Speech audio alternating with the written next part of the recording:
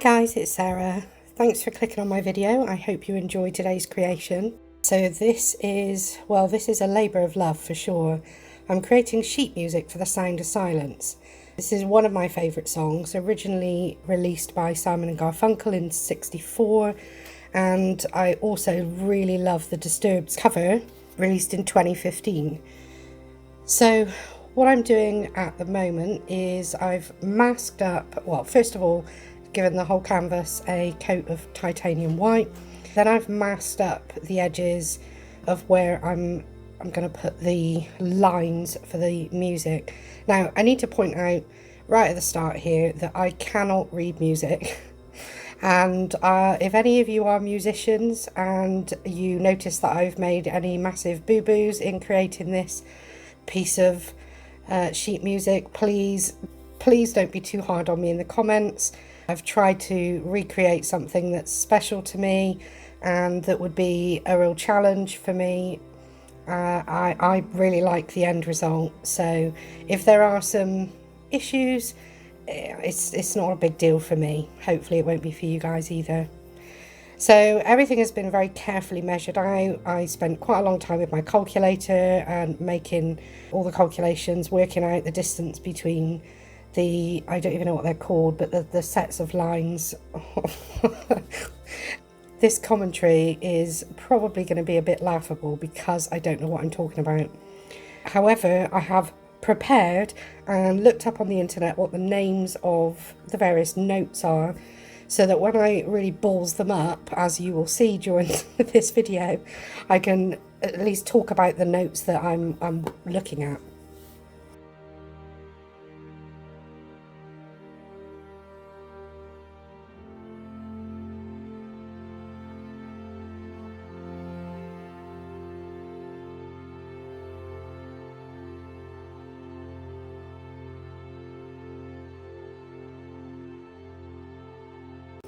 So now that the masking tape has come off, you can see I've got some really nice straight edges down alongside all my lines.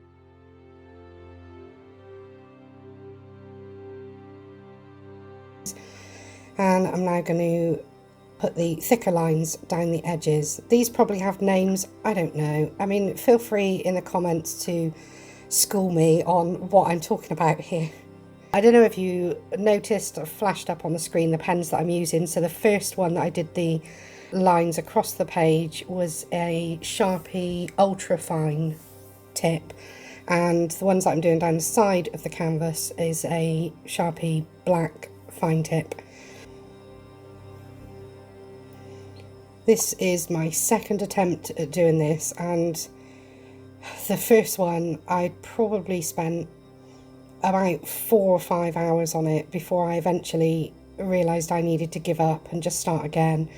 So I ditched all the videos for that, and I used the canvas for practice, actually, for when I was creating this second one. I wasn't entirely sure. I kind of had a vision of what I wanted the end piece to look like, but I wasn't entirely sure how I was going to achieve some of it. The first attempt that I did, I aged it by doing some colour washes, which is something I do quite a lot with my glue gun paintings. So I did a brown and gold very, very thin colour wash and dabbed it off with a paper towel, and then I did some drips and held the canvas upright so that they would sort of dribble down the page, and then dabbed them off and really tried to make the canvas or the sheet music on the canvas aged. Well, that would have been fine, except that I did that quite early on, and I did that before I'd even done the lines. So I did my white background, then I aged the canvas, then I tried to do the lines. Well, the lines, I got in a complete pickle with those, mostly because the canvas is surprisingly flexible.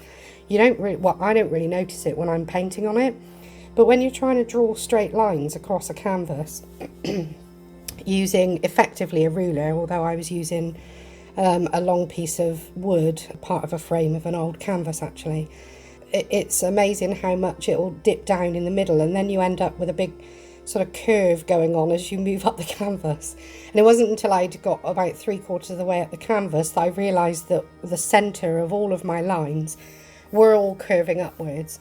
So of course then I had to try and paint over that. As I started again with the same canvas, I gessoed over it, gave it a new coat of titanium white, re-colour washed it again, tried doing the lines again, messed it up, and just anyway, so it went on.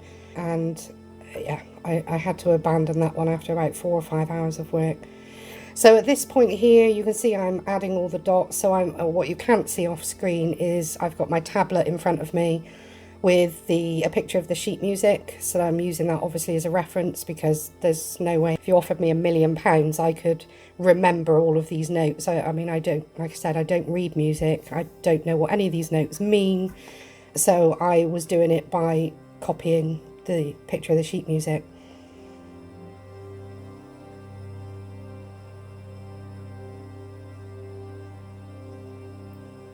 So I've left all of my mistakes in this video. The whole thing is sped up. Some parts are sped up by 5 times the speed, some by I think 35 times the speed. For example, when I start doing the glue gun, the dots for the notes, I've sped that right up, because otherwise you'd be sitting watching that bit for an hour and it's so monotonous. It certainly was for me doing it.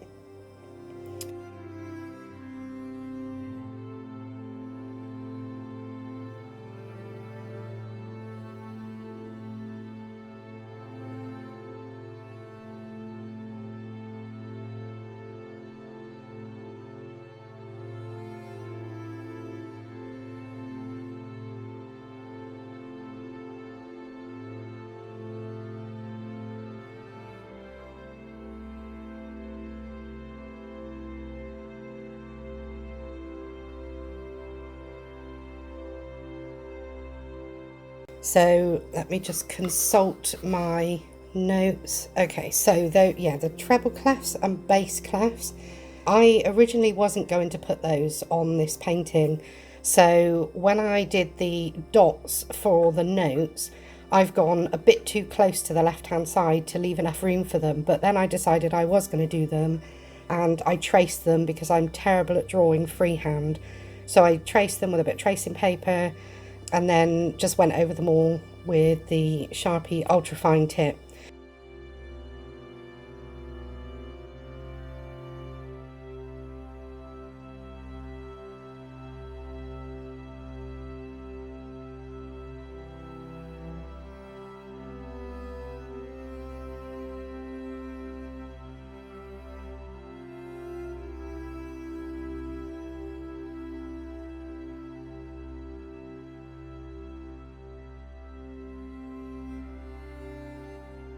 So I did that top row in, I think, 3 or 4 times the speed. Now I'm whizzing through the rest at I don't know what speed.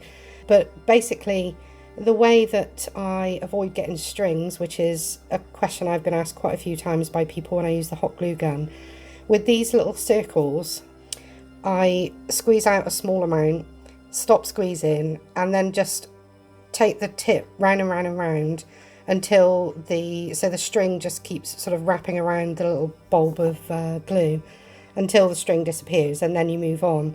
It's really time consuming, so it took a long time to put those glue dots on. Anyway, moving on to the title of the sheet music now. So this is obviously The Sound of Silence. So what I've done is I've found some font that I like, I've typed the words, I've then taken a screenshot or a clip of that, made it into a picture, and then flipped the picture. There may well have been an easier way of doing this, but anyway, this is what I did. So I flipped the picture around to reverse the text, so that now I can trace it on my laptop screen and then transfer it onto my canvas.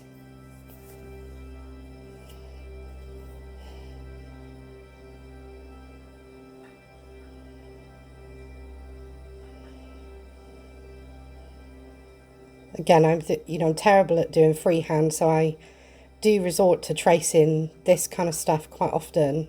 Well, when I say quite often, I don't do this kind of stuff very often, but when I do rely on tracing. I get so frustrated if things aren't perfect when I do stuff by hand, by freehand. So I'd rather just avoid the frustration and anger by doing it with tracing paper. It's just easier, saves my sanity. I can't remember what this font's called, but I just love it. I'm going to use it again.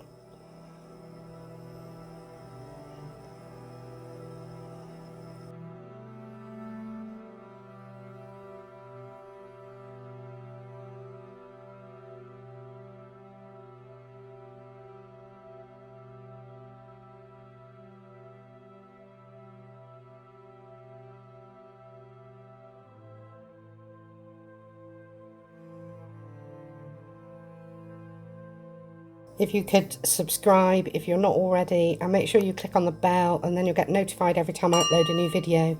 I'm trying to upload every Wednesday and Saturday at the moment. Hopefully I'll keep that up, but it depends how much time I get to keep working on these kind of projects. So what I've mixed up there is a mixture of Winsor & Newton Galleria gold and ivory black, mostly black. So I wanted to make a sort of very, very dark brown metallic, and that's sort of what I've achieved. It's quite difficult to see that it's metallic on the video, but, well, even in person, actually, I could have just used black straight out of the pot. I know this is one of those sections that's sped up about 30 times its speed, I think. This was almost as time consuming as doing the glue dots.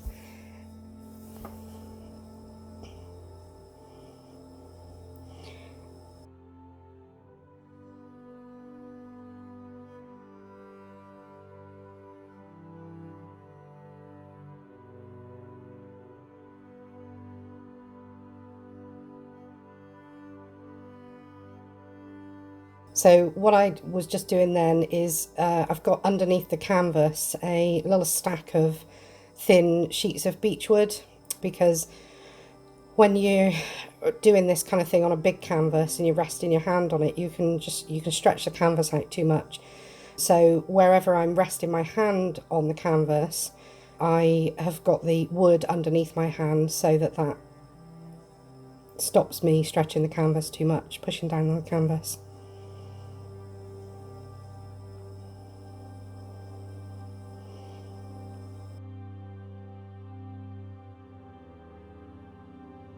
So I deliberated for a long time about whether to paint these or not, but knowing how annoyed I get with myself when things don't go perfectly, I just decided I was going to use my Sharpies again to do all these lines. Some people may say that, this isn't really a painting, but a lot of it is Sharpies rather than paint, and yeah, you're absolutely right, but I wanted to do what I needed to do to create the end result I was looking for, and that's what I did.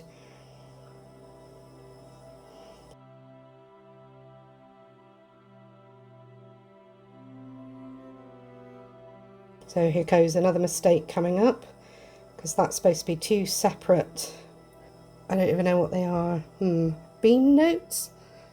I don't know. There's a lot of notes. I don't understand music. So the advantage of not aging this, and in fact I ended up not aging this at all, but not aging this beforehand like I did in my first attempt, is that whenever I made a mistake, I could just dip into my pot of titanium white, like there, where I put the line on the wrong side of the note head. Is that a thing? It's a thing now.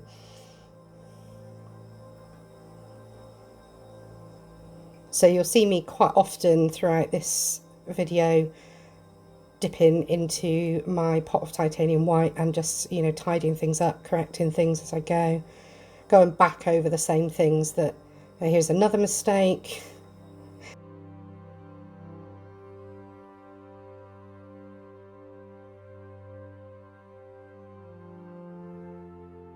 That is supposed to be a slopey line.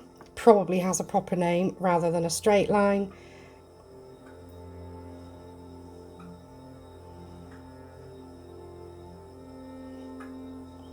So this was far more difficult. I mean, even though I'm sort of cheating and using the Sharpie and a ruler, you'd think it would be really easy, but I'm actually doing this upside down whilst looking at, you can see just in the top right hand corner of the screen, I've got the picture of the sheet music up. So I'm copying upside down, if you like, which, you know, it's bad enough trying to copy music notes when you don't really know what you're doing. Also, every time you look away from the screen at your canvas and then you look back at the screen, it's so easy to look back at the wrong line and think you're doing, you know, line, I don't know, 7 and you're actually on line 8 or something. So this was really taxing on my poor brain.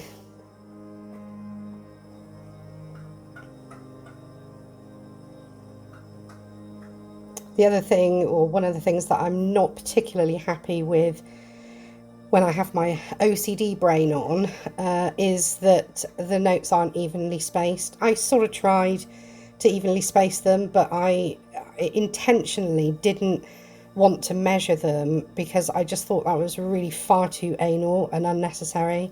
So I kind of did all of the notes by eye, and there definitely are places where they are too tight together on the right hand side because I'd run out of room, or too spaced out because, you know, I didn't really know what I was doing. I say again, I do not read music, I don't understand music, so some of these errors might be really significant, and if they are, well, I don't know about it, so I won't care.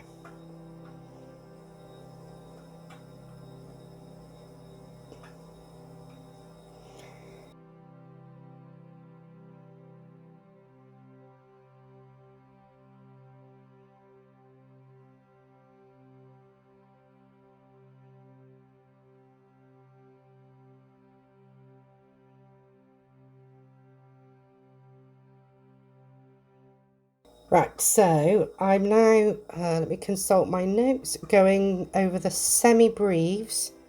Not sure if that's how you pronounce it. The semi-breves and the minims, and just putting a tiny dot of Liquitex pouring medium on top to act as an adhesive for this antique gold leaf.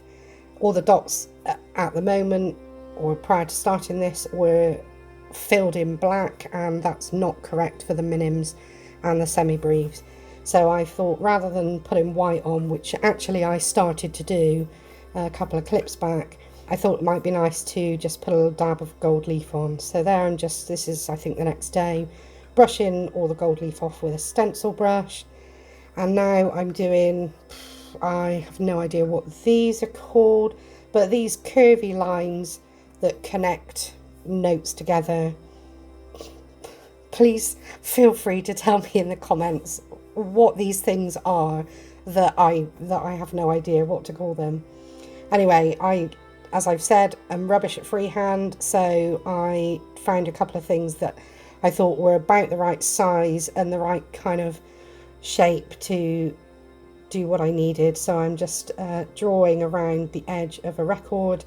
There's a 7-inch record for the longer ones, and the shorter ones you'll see in a minute. I'm using a little lid of one of my plastic containers that I use to mix and store paints in.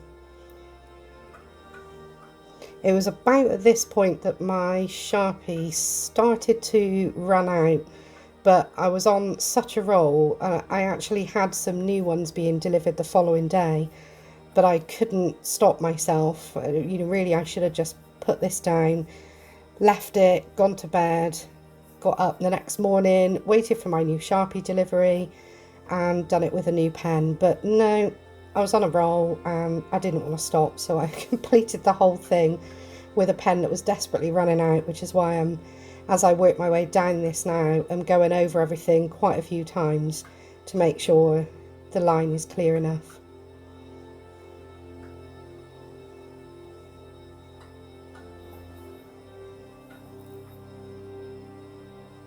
I don't remember learning any instruments as a child. I probably did. Maybe, I'm sure my mum will watch this. Maybe she'll tell me. I definitely remember playing the recorder, but I'm pretty sure every child plays the recorder. I don't remember playing anything else. I'd love to play the piano. The piano is probably the instrument that I would play if I had the skill. Unfortunately, I don't. I bought a keyboard many years ago, and a couple of teach yourself how to play the piano, teach yourself music kind of books, and I just couldn't do it. And I'm one of those people that will throw everything in the kitchen sink at it. I mean, I was on that keyboard every night trying desperately to learn to play music, and I spent many years typing. I'm a touch typist. I can happily close my eyes. I can actually even almost fall asleep and still be typing something, and it's very accurate. I'm very quick. I can type at over 100 words a minute. So I thought that that meant I'd be really good at playing the piano because my fingers are really well coordinated. I touch type with all 10 of my fingers, well, 8 fingers and 2 thumbs. And so I thought I'd be a dab hand at piano, at doing left and right hand together, but I'm just absolutely not. I've learned to do little melodies with my right hand perfectly well, melodies with my left hand, and then I try and do the two together and it's just a disaster. So I gave up in the end and sold my keyboard. I think that's the only instrument, certainly as an adult, that's the only instrument I've tried to play. I like the idea of playing a guitar, sitting and just strumming a guitar in the evening in the garden, but in reality I wouldn't do that because I'm too considerate a neighbour. And yeah, I don't know, it's just some things where I was not meant to do. I'll stick with doing this kind of thing, doing my painting, playing with my glue gun in my studio. I'll leave the music to other people.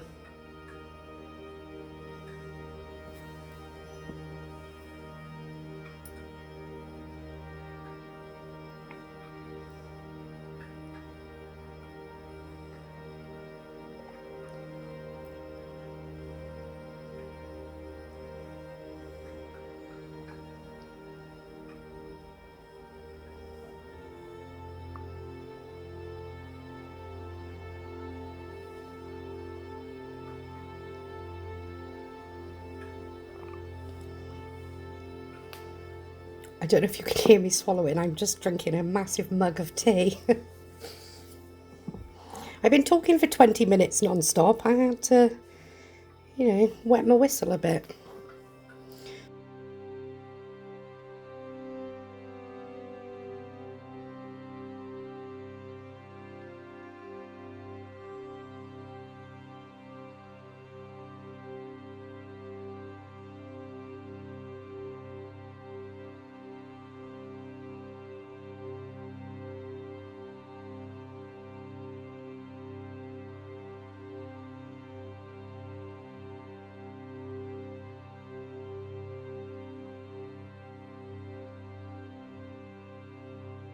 Oh, these things. Right, what are these called? Quavers? So, I could not really get this shape right. In my head, I was trying to draw like a very shallow S. But every single one of these I did. Of course, some of them are up the other way. That confused my brain. They all look a bit different. And I ended up with at least 1 or 2 of them, I think, going over them with white paint, and redoing them because they look so different to all the others.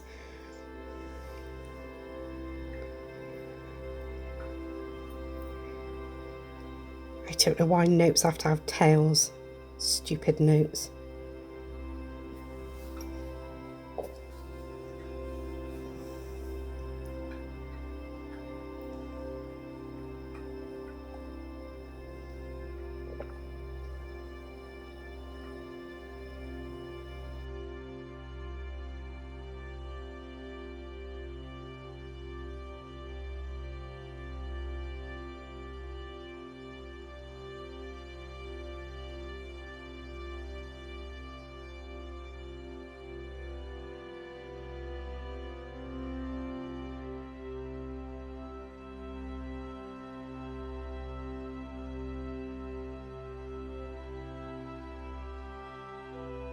Bit of a close-up there on some of the semi-breves and minims. So this is a mixture of that gold, which is very bright, Winsor & Newton Galeria gold, and Winsor & Newton Galeria ivory black.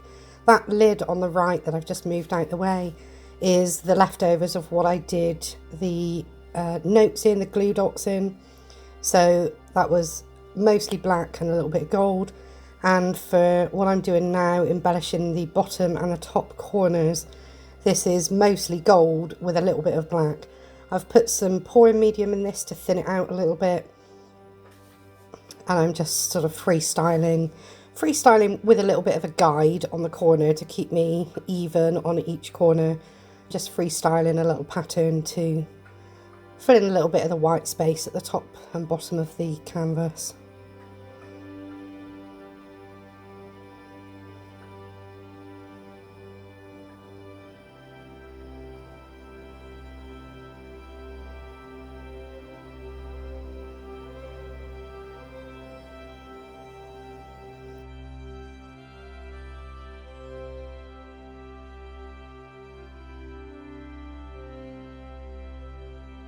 So I've drawn a very faint gold line across the bottom there, and I've just stuck that bit of vinyl on with a fold in the middle just so that I made sure I started right in the centre and then can work my way out evenly. This is again just a bit of a freestyle pattern, playing around with a couple of different sizes.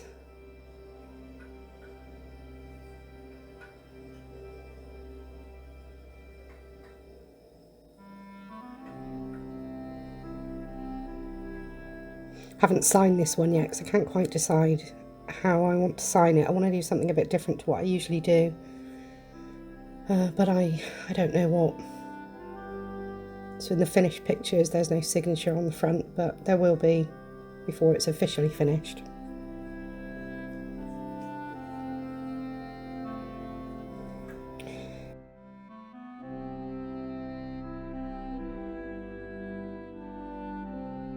So there we go, onto the montage of the finished pictures. As I say, I've not signed it, so it's also not been spray varnished yet. But otherwise it is dry and finished and looking pretty fabulous. I'm really happy I did this. I'm definitely going to do some more. And now that I've learnt after my massive mistake the first time round and my lots of little mistakes this time round, it should be a lot simpler a process. But I really enjoy creating this, and hopefully you've enjoyed watching the video.